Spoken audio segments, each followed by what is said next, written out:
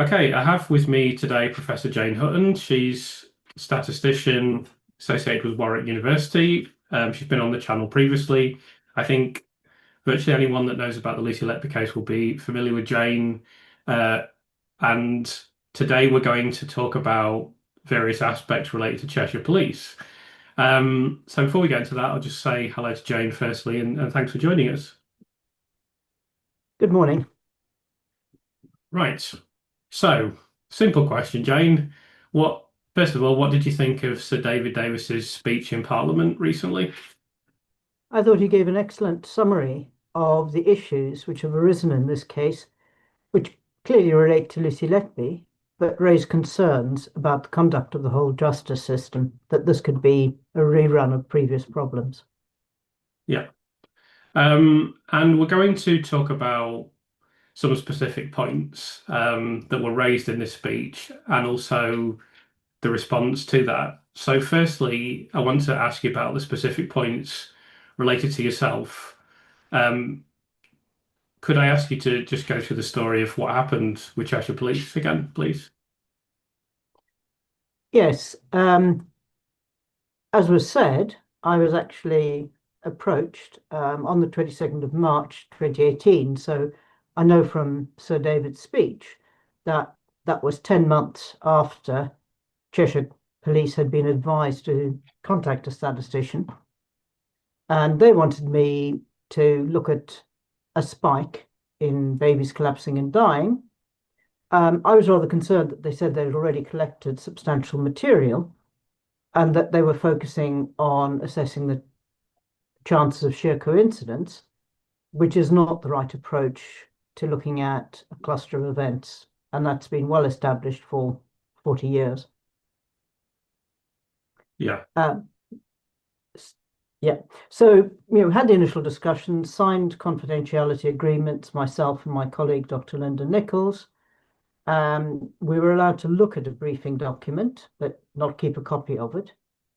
And the main points which Cheshire Constabulary wanted to liaise with the Crown Prosecution Service on were the chances of high mortality just being a coincidence, perhaps with a comparison of other hospitals, and then whether one particular member of staff being on duty could just be down to coincidence, or what would the chances be, 1 in a million, etc., exclamation mark.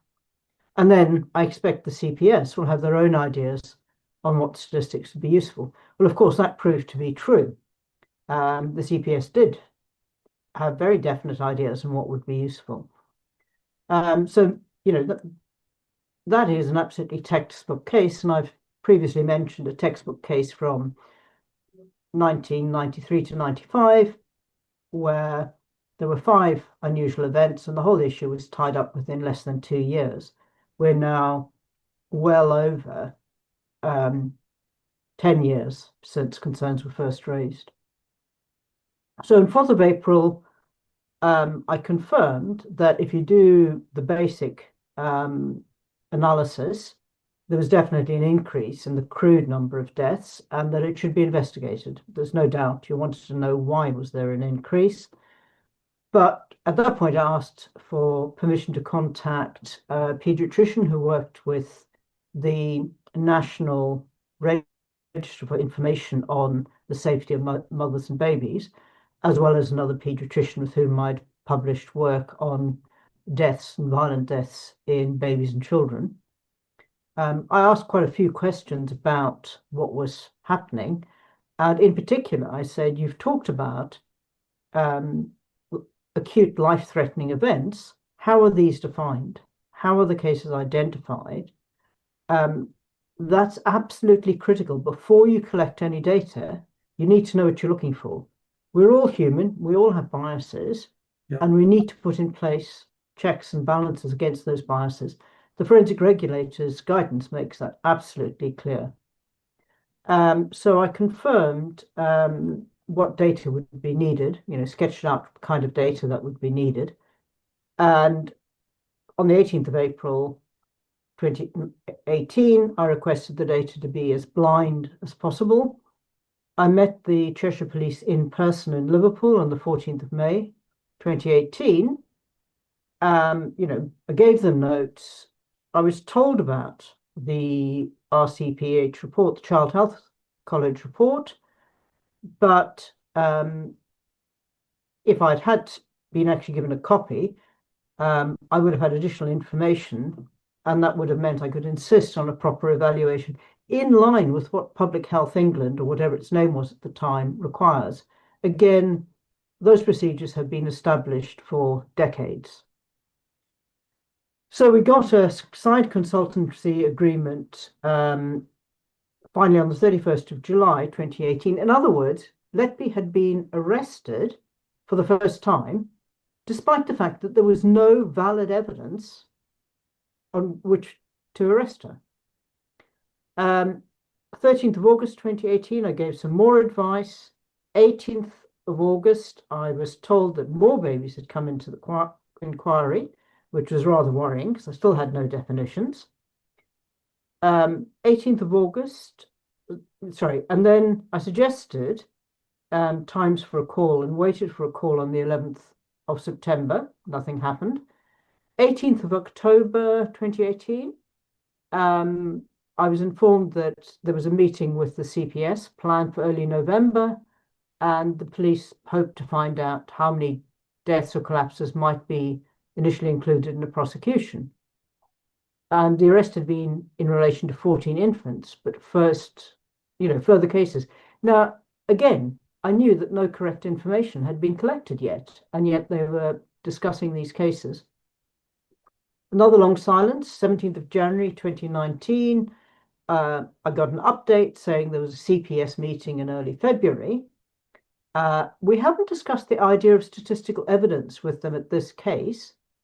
You might remember that the prosecution from the very start made it clear this was a statistical case, talking about significant rise and what's the chance of that.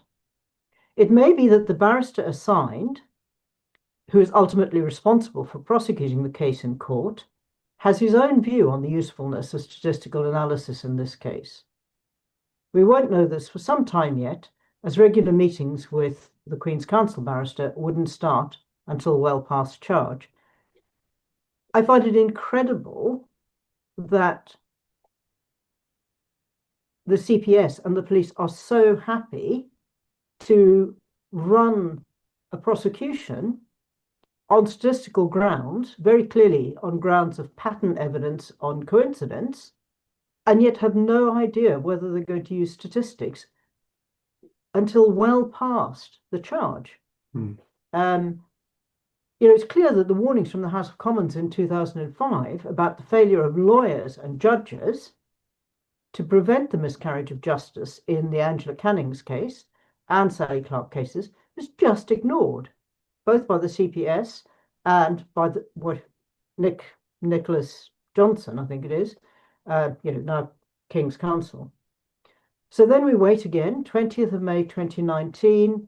I get told the Cheshire Police hadn't yet sought CPS thoughts on statistical evidence. He claimed the amount of charges, that's the word he used, would have a large bearing on statistics. That makes no sense to me, as the number of charges should only become evident after you follow the correct procedures for collecting and analysing data. You're saying we're going to make the charges, in effect, and then we will collect the evidence. So then we have another long wait, 4th of December 2019. I get told Cheshire Police are waiting some results for a few further medical experts before asking CPS advice. November 2020, I was approached by a lot of people, including Peter Green, who was the president of the RSS, Royal Statistical Society, who highlighted the errors in the statistics used by Professor Sir Roy Meadows in the Sally Clark case. And there were a lot of other people who were very concerned about this. I spoke to my police contact, and he expressed concern that if a report was written about this, it would be linked to me and affect my status as expert witness. In other words, as far as I was concerned, and as far as Cheshire Police were concerned, I remained an expert witness whom they had engaged. April 2021, I was informed the trial was set for January 22. We still had not been asked for any work. June 2021, I was informed that the trial was now set for July 2022.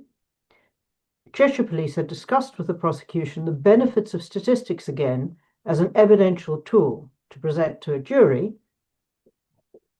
And he then got in touch with me on the 12th of July to arrange a meeting with himself and the analyst. And then on the 15th of July, this meeting was cancelled on the instructions of the CPS, who had been informed of the consideration of the validity of the statistical evidence again in this case. And the response was, the prosecutor does not agree with our line of inquiry and has instructed us not to pursue this avenue any further at present. Sir David Davies' speech makes it very clear that that was both against the Code of Prosecutors and against Criminal Investigations and Procedures Act 1996. But it's also the UK Parliament had stated the warning about human cost and damage to public confidence in the criminal justice system caused by the miscarriages of justice associated with flawed expert evidence.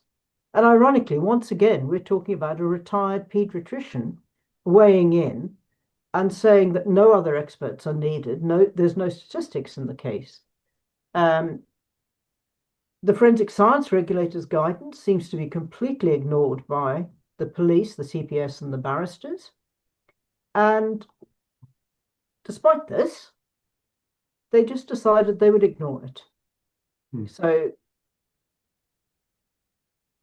I find it very worrying that despite very well-known miscarriages of justice because of failures of medical experts to understand statistics, they went ahead regardless, particularly given the amount of money that has been spent both on the prosecution and on the Thirlwell inquiry, the amount of damage done to the parents of the children, as well as Lucy Letby and her family. As I say, if the correct approaches had been implemented by the hospital, which they could probably have started doing in 2016, you might have had a complete resolution to this by 2018. Yeah, absolutely. And just to reiterate as a follow-up question, finally, I mean, you were fully expecting to be involved, weren't you? This wasn't, some sort of casual approach. You thoroughly expected to work on this, didn't you? Yes, I was thoroughly expecting. I mean, in fact, in the documents disclosed, the list of documents not disclosed, the summary of it said that there was a contract with me. It was rather misleadingly expressed. It didn't say contract with a statistician in order to do this. And I think the CPS had signed it off as unlikely to be helpful for the defense, which frankly is, I don't know that it's expression, I think it's best described as an expression of the most arrogant ignorance possible. But then I've come across a lot of lawyers just called it rubbish, who decide that they can define what statistics is for their own convenience, and that statisticians should not be allowed to comment. Yeah, absolutely. So you've already given us multiple reasons why the claim that I'm going to discuss in a second is preposterous. But what did you think when Mark Roberts said in this letter, Cheshire Police, I'm paraphrasing slightly, Cheshire Police never had any intention of commissioning a statistical report or any statistical work? I think that I mean, what I would say is that Mark Roberts, as Chief Constable, has let his profession down very badly. It's sad. I don't know whether he was misled or whether he simply didn't bother to look at the documents. You can see that even in 2020, 2021, when we're coming up to a trial, when I would otherwise have authored the report with the Royal Statistical Society, I was being asked not to because I was considered a retained expert witness. So I either, or perhaps he has some curious definition of what retaining an expert witness means. That means if you're constantly being given information and told that your information might be required, you're not being retained. And if you're told that you're not allowed to say anything because there's a non-disclosure agreement, you're not being retained. You know, I can't understand. It's absolutely, it's routine as an expert witness that at some point you get a formal sign-off, either when a case is settled or when a judgment has been given, and that's the marker for you to confidentially destroy information that you hold. I have never had a dismissal from the Cheshire Constabulary. Yeah. Interesting. So the last question I want to discuss with you today is this other assertion made by Mr. Roberts that statisticians never appear in court. So I'm sure you've got a lot to say about this. What would your response to that be? I find it amazing that, again, that he can be quite so ignorant. In fact, I find it very worrying that a chief constable might not have any idea of statistical experts giving evidence in criminal cases. It's particularly ironic because, in fact, I gave evidence. I've mainly done civil work, but I gave evidence in a criminal case for the first time in December 2025. Again, an allegation against a nurse. Um, so if he'd, you know, made the slightest effort to look up recent criminal cases, he should have seen that I'd given evidence. Um, DNA is the obvious area where there's been statistical evidence. There's also the question of drug traces on banknotes. So I can only presume that he had just decided to, you know, come up with. Sorry, I might need to start that again. Okay. The claim that statistics is not used in criminal cases can be refuted probably by a very quick Google search. And indeed, a quick search on recent murder allegations or manslaughter allegations would have found that I have given evidence in a criminal case in December 2025 in Southwark County Court. So it appears that Mark Roberts didn't think it was necessary to consider in detail what had actually been said. Yeah. So that's I mean, I'm going to, in the remainder of this video, go over all the cases I've found where statisticians appeared in court. But that's a great series of answers to these questions that I just wanted to go over you with. I knew that you would find his comment. I mean, I think it's fairly clear that Mr. Roberts doesn't know anything about the case at all. As you said, I think it's surprising that he didn't bother to confirm things about the case, and he appears to have just been briefed by someone, and then he's just written a letter on that basis without checking any of the claims. So it seems to be what's happened to me. But yeah, thank you so much for joining us, Jane. Really appreciate it as always, and I'll speak to you again soon. Great. Thank you. No worries. Bye now. Bye. So in the remainder of this video, I'm going to go through some of the previous court cases. This is not an exhaustive list, in which there have been statistics, statistical arguments, and statisticians used. The first one, this is a critical case, Rex versus Adams from 1996. There was later a scientific paper written on this by Peter Donnelly, as a statistician, in 2007. I'll just read this account here. The DNA profile of the suspect fit that of evidence left at the scene. The defence argued that the match probability figure put forward by the prosecution was incorrect, and that the figure of 1 in 20 million, or perhaps even 1 in 2 million, was more appropriate. The issue of how the jury should resolve the conflicting evidence was addressed by the defence by a formal statistical method. The jury was instructed in the use of Bayes' theorem by Professor Peter Donnelly of Oxford University. The judge told the jury they could use Bayes' theorem if they wished.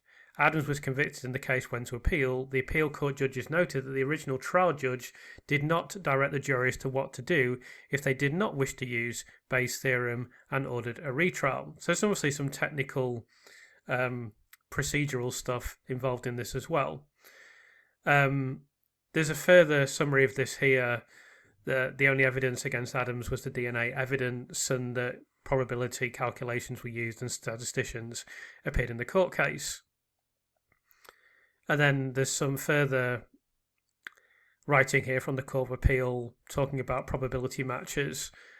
This is from the same case as well.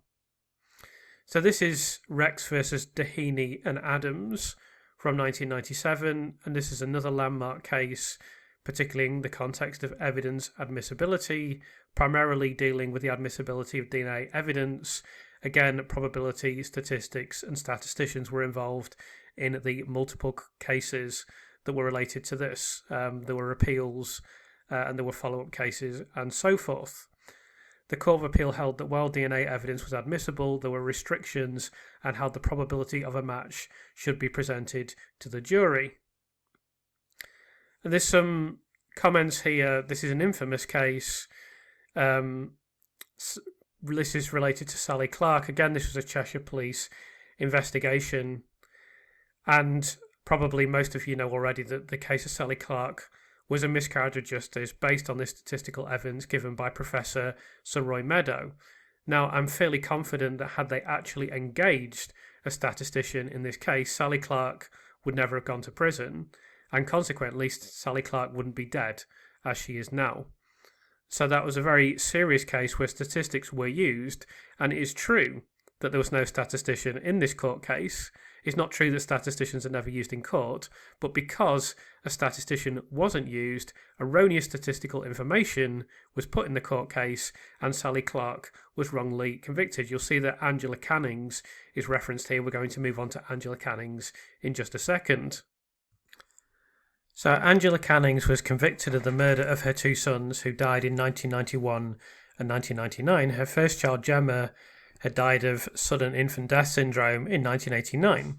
Her conviction was based on claims she had smothered the children and controversial claims about sudden infant death syndrome made by paediatrician Roy Meadow. So exactly the same thing.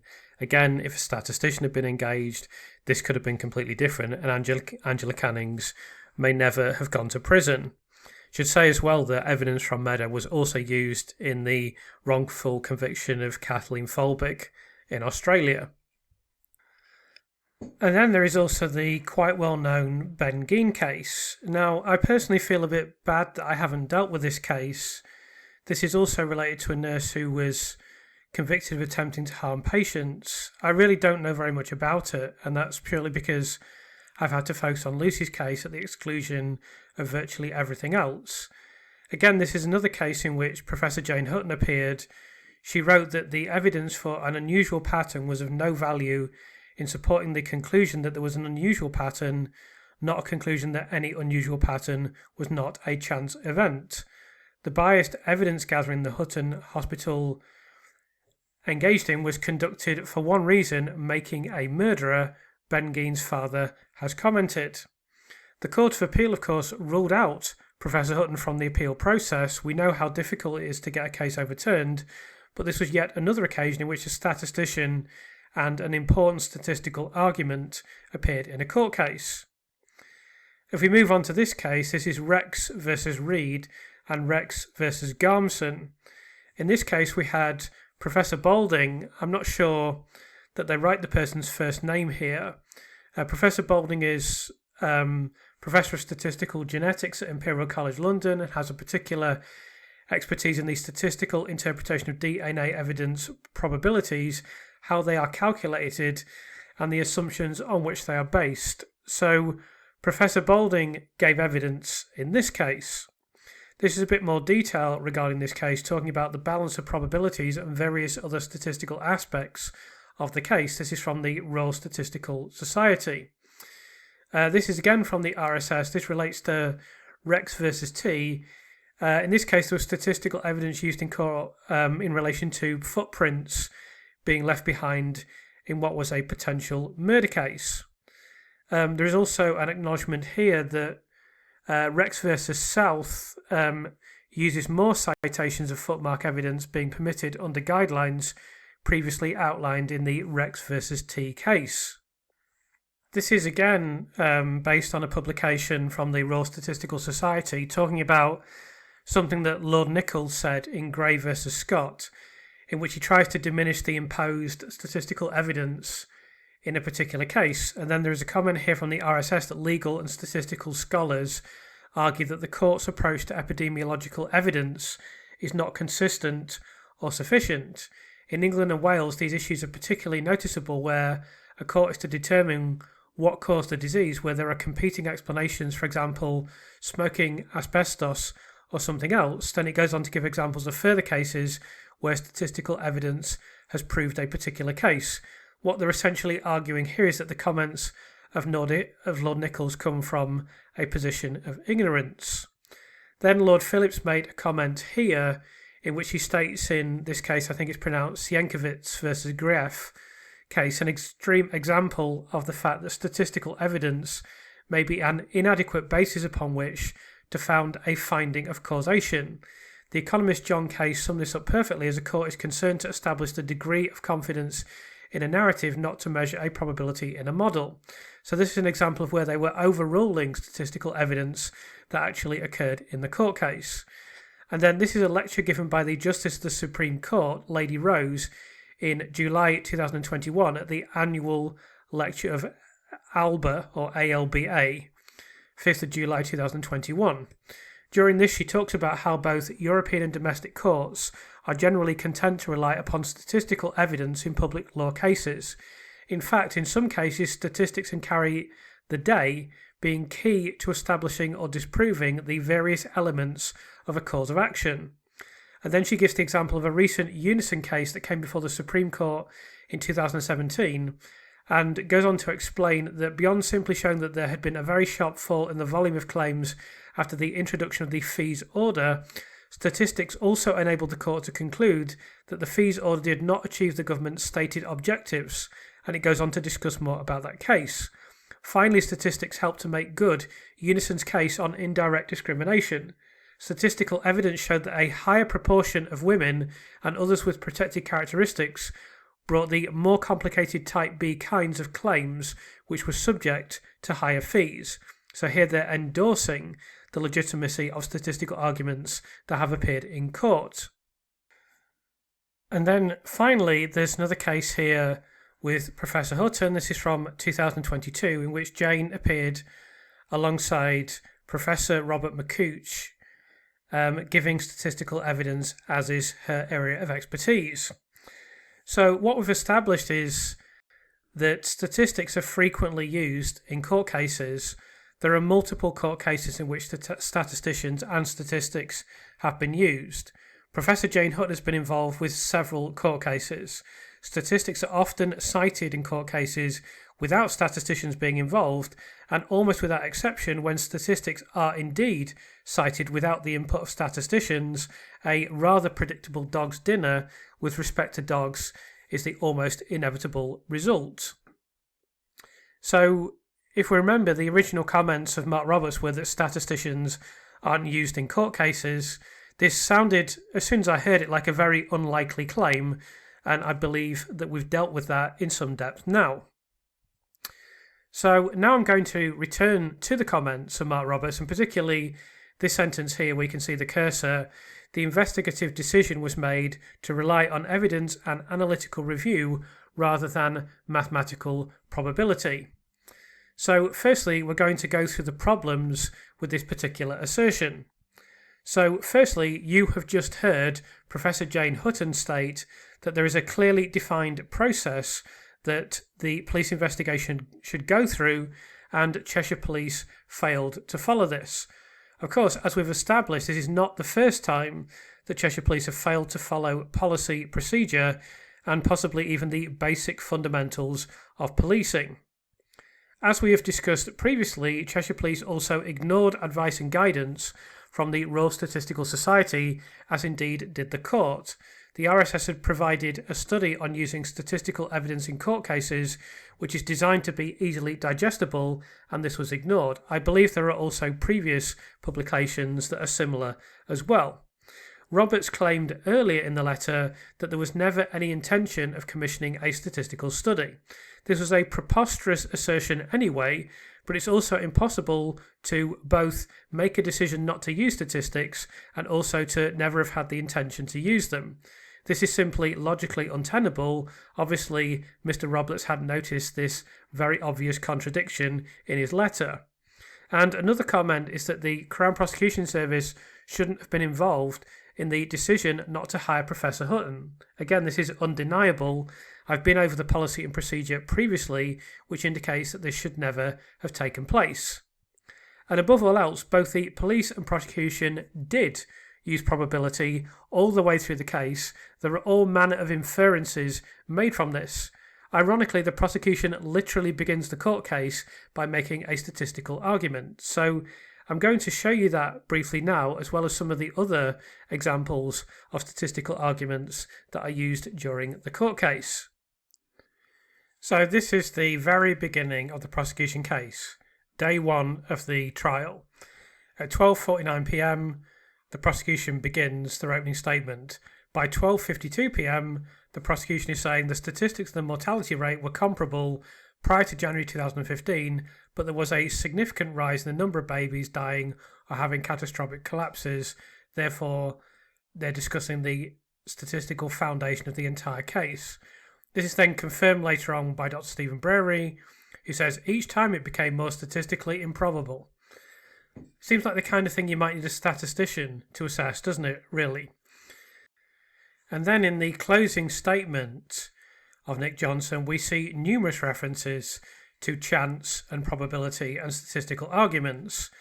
So here we see him talking about circumstantial evidence and the unlikelihood of coincidence, i.e., look, Lucy's around all the time. What's more likely? Is it that this is all a coincidence and that this has all happened randomly, or is it more likely the person who's always on duty has done all this maliciously? Then in regard to here, children E, F, L and M, we see Nick Johnson say, what are the chances of that? What are the chances of all this happening in what we say is the same way? Then in relation to child M, we see Johnson say, what are the chances of a healthy baby collapsing in such an extreme way?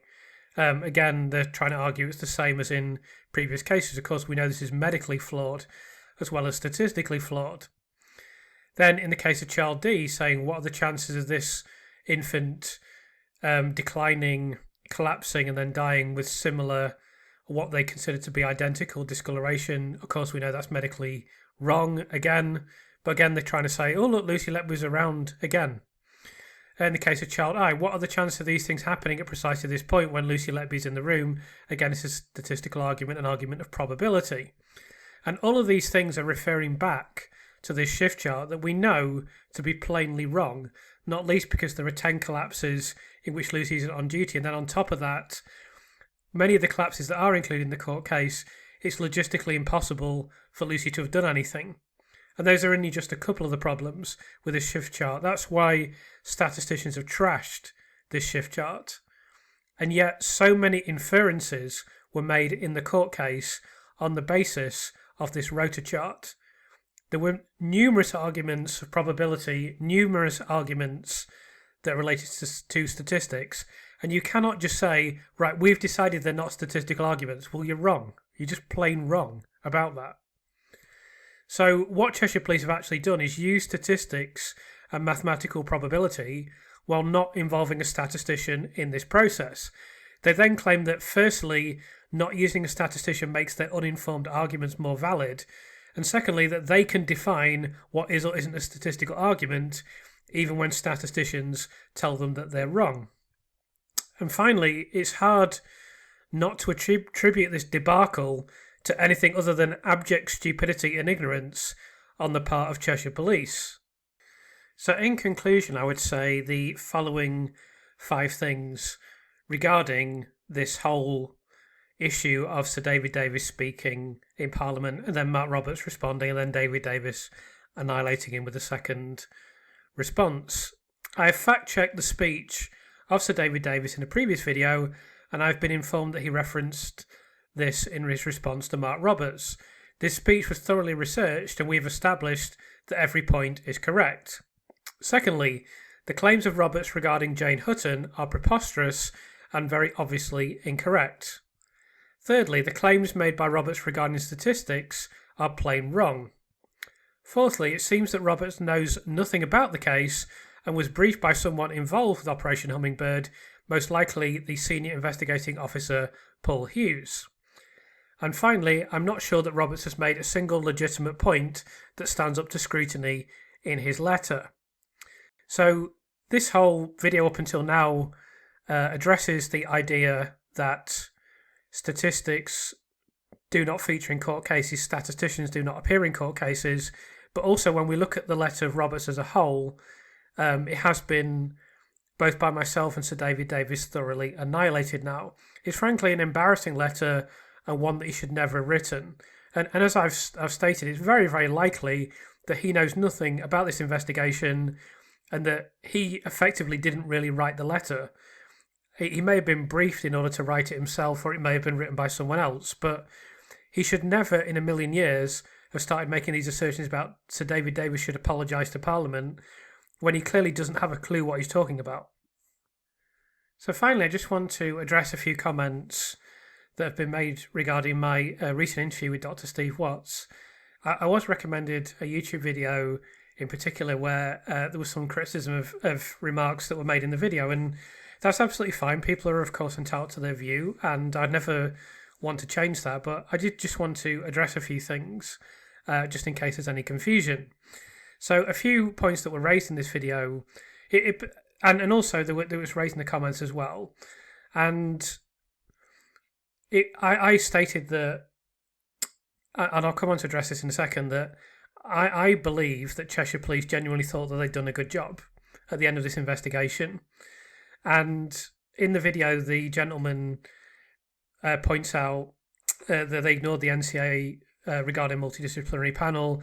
They failed to involve Professor Jane Hutton when she'd been initially contacted, and they gave far too much credence to the consultants. Now, of course, I've discussed all of these things on the channel, and I've gone into them in quite significant detail. What I want to make clear is that there's a difference between someone believing that they've done a good job and someone having actually done a good job. But I believe fundamentally, when they released this YouTube video, Operation Hummingbird, the investigation into the murders, I believe that Cheshire Police genuinely thought, we've done a great investigation, we've caught a serial killer, she's been prosecuted, she's been found guilty, and now people are going to congratulate us for what we've done.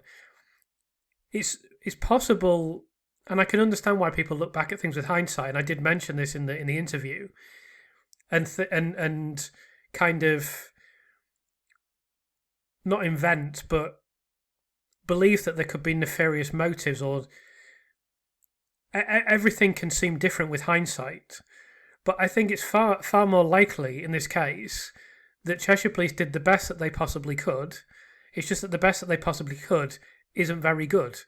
And then because, there's failures at the hospital, failures with the consultants, failures with the police, failures with the way the criminal justice system works, this ultimately secures a conviction. Of course, we know it's a chronically unsafe conviction, it's a conviction that should never have been allowed to happen in the first place and that must be overturned as soon as possible.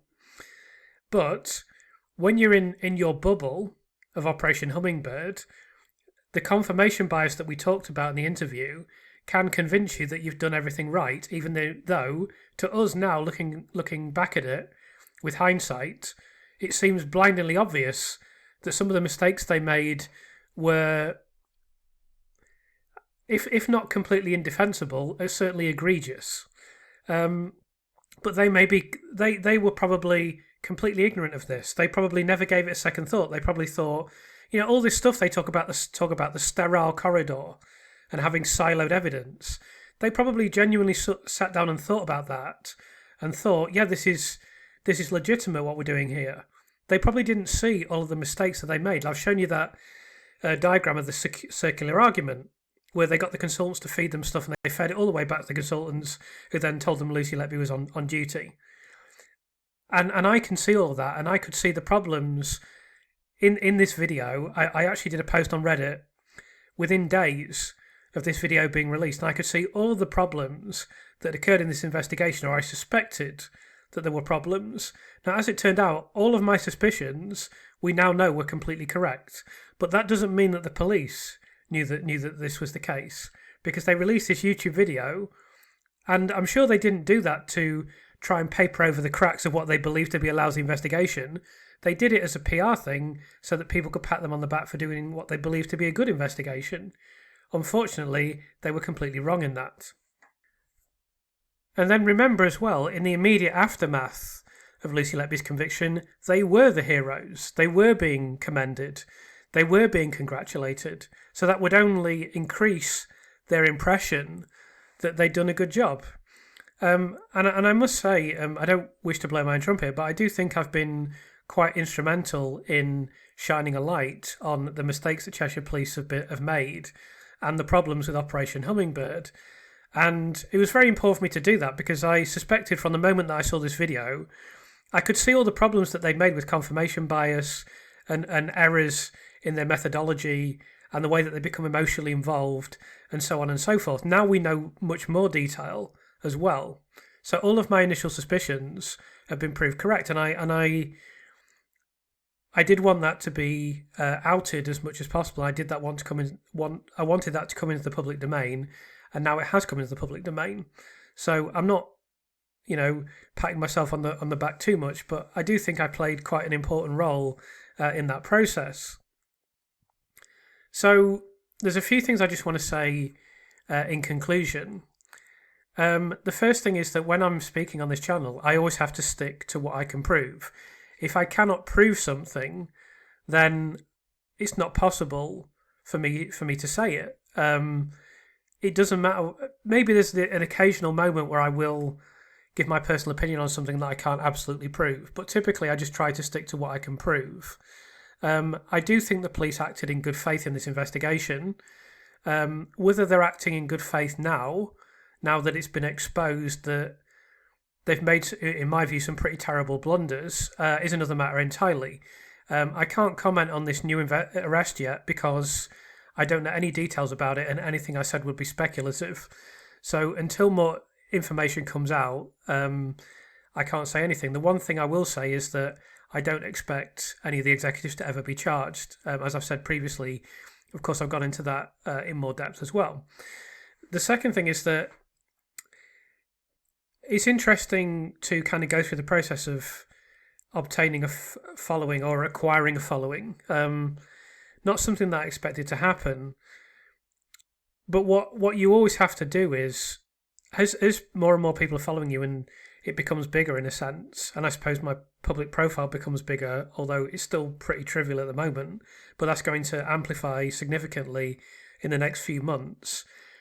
It can be very tempting to just tell people what they want to hear and just allow them to be cheerleaders for you saying what they want to hear from you. And I really want to avoid doing that.